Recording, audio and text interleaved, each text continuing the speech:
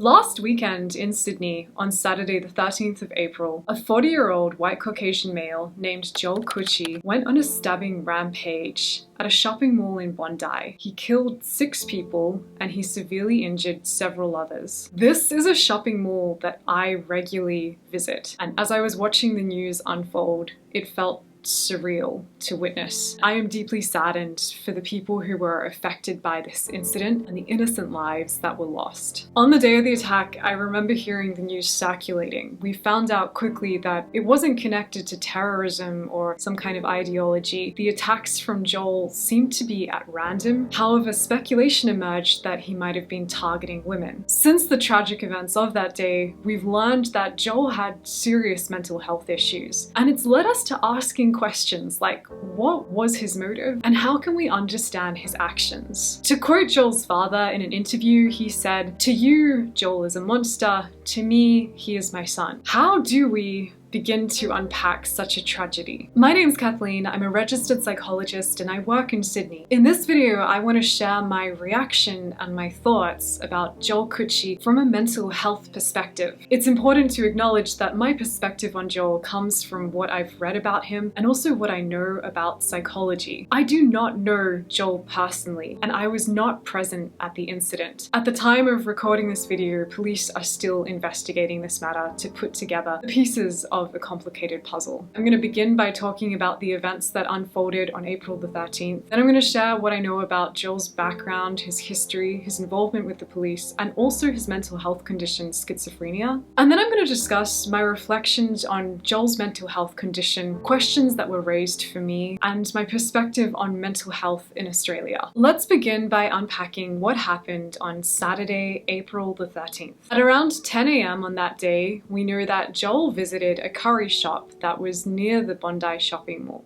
At the time, he didn't have any money, so he left the shop and came back at around noon to then go on and purchase a meal. The server at the shop said that Joel seemed normal but confused. The police would also later uncover that at some point during this day, Joel had Googled how to kill people with a knife. That afternoon, Joel would emerge at the Bondi shopping centre, where he went on a 20-minute stabbing spree, killing 6 people and severely injuring several others. To imagine the horrors of the events unfolding, what it was like for the people there, the people who lost their lives, and for the people who lost loved ones, is truly devastating. Joel was shot dead by police officer Amy Scott, who was in the area for an unrelated matter and responded to the situation straight away. So what do we know about Joel and his background? After combing through reputable news reports, this is the information that I've been able to gather about Joel. Joel grew up in Queensland in Toowoomba. He was single, he did not have any children, he was university educated, and he lived with his parents until the age of 35. Joel had a diagnosis of schizophrenia, which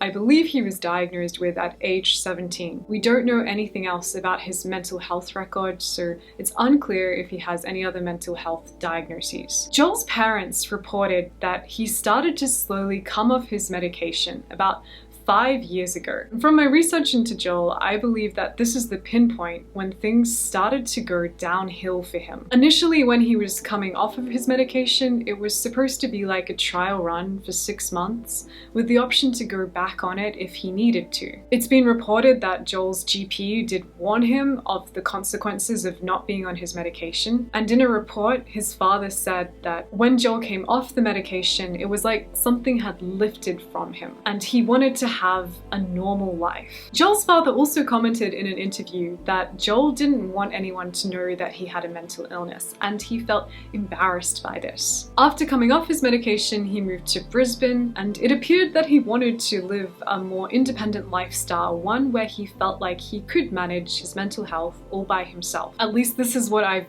inferred from the information about Joel. Over this 5-year period, Joel predominantly lived in Queensland, moving around and at times sleeping rough, until he eventually moved to Sydney only a month before the attack occurred. When he moved to Sydney, Joel was living out of his car. He was unemployed and he was periodically updating his parents about his whereabouts, and his parents were reportedly very worried about him. He was active on social media groups, suggesting to people to meet up for a surf or to explore Sydney together. Just 5 weeks before the attack, Joel was reportedly said to have sent a selfie of himself at Coogee Beach to his mother, saying, "Mum, I just want to show you how beautiful Coogee Beach is." It's said that his mother was incredibly relieved to hear from him and to know that he was still alive at this point in time. Let's now shine a spotlight on Joel's connection with the police and his possession of knives. Over this 5-year period where Joel was moving from place to place,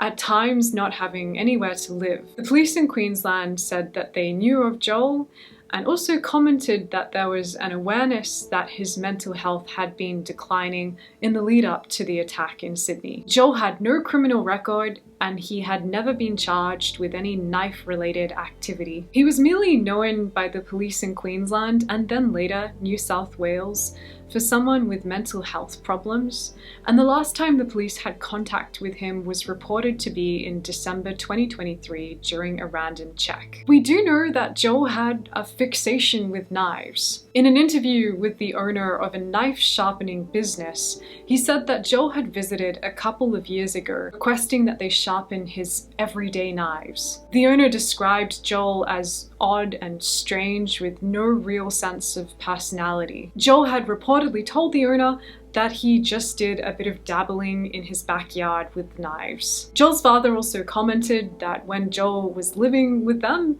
he banned Joel from owning knives and took Joel's knives away, which greatly upset Joel. Now that we have a bit of a profile about Joel and his history, let's start to unpack schizophrenia. I'm going to explain to you what this disorder looks like. Schizophrenia is a complex psychotic disorder which disrupts how a person's brain works, interfering with their thoughts, memories, senses, and even behavior. There are 5 main symptoms that can make up a diagnosis of schizophrenia, so let's quickly unpack them. The first is delusions, which is where a person with schizophrenia has fixed beliefs about something despite ample evidence that it's not true. As an example, maybe they think that a government organization is out to get them. The second symptom is hallucinations, which alters a person's perception of reality through their senses. As an example, a person might touch, hear, smell, taste things that just aren't real. The most common hallucination is auditory, so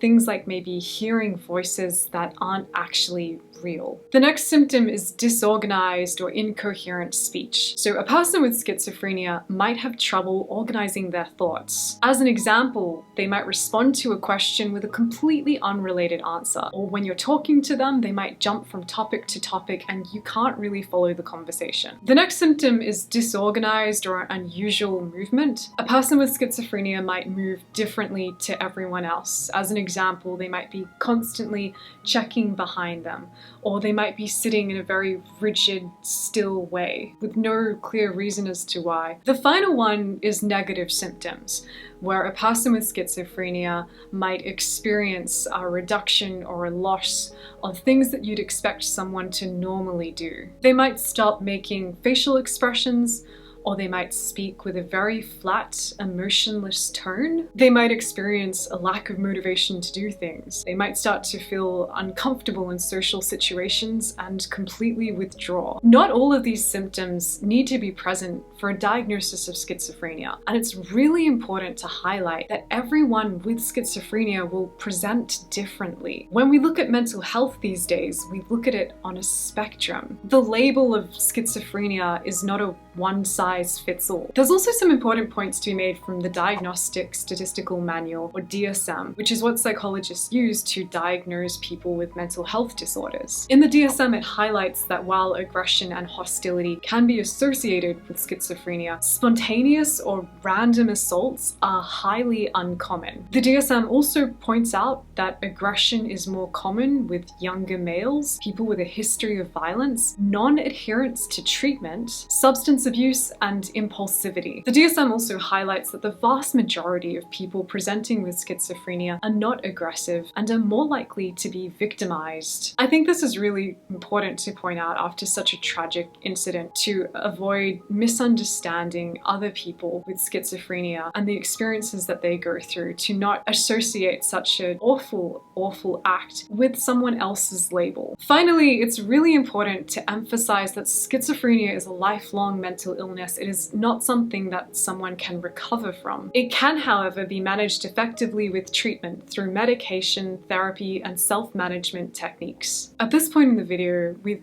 discussed the day of the event, what happened. We've also talked about Joel's history and more about schizophrenia. Now let's come back to the central question that everyone is wondering. Why did Joel enter the Bondi Westfield and randomly start to stab people, predominantly women? These are my reflections as a psychologist. They are not necessarily the facts. They are just some of the things that I wonder after this event that I think are good to shine a spotlight on so that we can better understand Joel's mental health. So far, there appears to be a general consensus that this attack occurred because Joel was mentally unwell and his mental health had gone on a gradual decline after moving out of his parents' home 5 years ago. Taking a bit of a guess, I wonder if Joel's mental health rapidly deteriorated in the lead up to the event.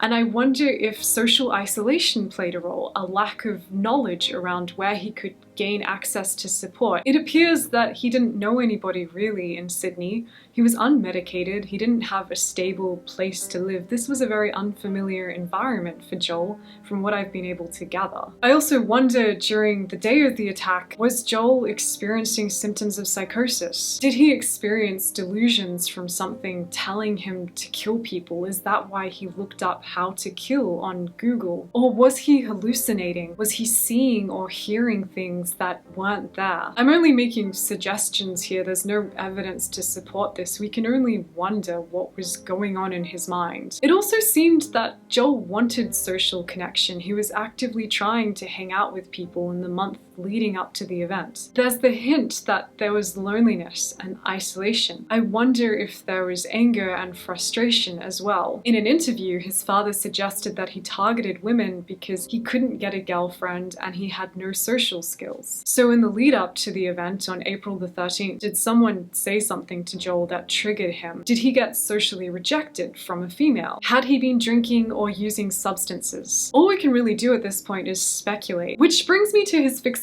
of knives and him Googling how to kill on the day of the event. Up until this happening, Joel had never been described as a violent person. He had been described by people that knew him as polite, and he had no criminal record. When I try to understand Joel, I think I always come back to something in an interview that his mother said, which was, if he had been in his right mind, Joel would have been absolutely devastated by what he had done. His mother implies that the medicated version of Joel would have been mortified by his actions on April the 13th. So from everything I learned about Joel's history in trying to analyze him and taking into account his schizophrenia, one conclusion I've drawn is that perhaps Joel is a victim to his mental health. To be very clear though, I'm not trying to excuse Joel's actions. What he did was devastating, and it's had a massive impact on the families and friends who've lost their loved ones and the general community. There is an interesting interplay between the individual and the system. From what I've gathered of Joel's history, he chose to come off of his medication. Perhaps he didn't like being medicated. I can appreciate this because for some people, being medicated is an awful experience. Perhaps this was the case for Joel. In interviews, his parents often refer to him as a very unwell, sick boy. Between the ages of 35 and 40, it seems that Joel's relationship with his parents started to break down, and it was difficult for them to assert any sort of control or really help Joel. Perhaps Joel himself didn't really understand his mental health or how bad it could get. It's unclear what Joel's access to mental health support looked like and his willingness to engage. But what we do know in Australia is that the mental health sector is under underfunded, and a lot of people with serious mental health problems are unable to get the appropriate support because of the cost. These have all been my reflections. The police are still investigating this matter to get a clearer sense of what happened and why. Perhaps we will never fully understand why Joel did what he did. I think we have to come back and ask ourselves, what can we learn from this tragedy? How can the Australian government and our local communities better support people with serious mental health conditions? My thoughts are with everyone who's been affected by this terrible event. I'm going to leave numbers in the description to access free support if you need it, as well as links to the articles and sources where I got the information to make this video. I hope that this video is something to reflect on. Take good care of yourself, and thank you for watching.